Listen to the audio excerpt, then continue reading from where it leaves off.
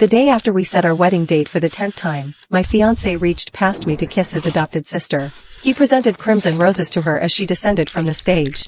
"My princess, in this lifetime, I'll only ever be your protector." I stood quietly beyond the cheering crowd, then turned and walked away without looking back. After 5 years of engagement, this was the moment I finally gave up hope. That evening, I went to see Lucas Larson with our wedding invitations from 5 years ago and engagement ring we'd exchanged at our engagement party. "Let's call off the engagement." My voice was completely devoid of emotion. Lucas's beautiful eyes studied me for a long while. Then, he leisurely leaned back on the sofa, looking at me through narrowed eyes. "Sophie Tucker, what kind of joke is this?" I shook my head. "I'm serious."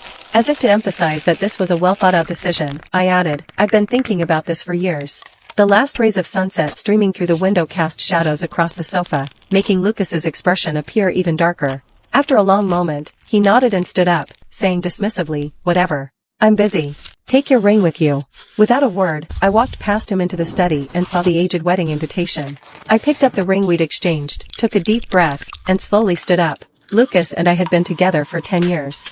We were supposed to get married 5 years ago, but after Holly Rubin appeared, our wedding date kept getting pushed back. During these 5 years, I'd wanted to end this relationship countless times, only to regret it just as often. But not this time. From today onward, Lucas and I would have nothing to do with each other. Walking out of the study, I was surprised to see Lucas still there. I thought he'd left. He stood silently in the living room, as if waiting for me. I walked past, trying to ignore him and leave, but Lucas blocked my path, frowning.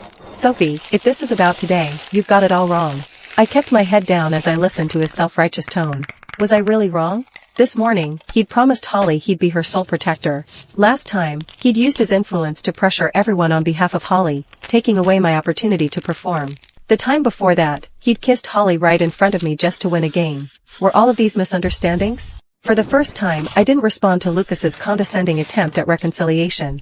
All these years, I'd always been the one to compromise, to make peace. During every argument, I'd come running back at his slightest gesture. But never again. We were done. The next day at dance practice, I ran into Holly backstage. She was chatting with the new junior dancers, her posture radiating elegance.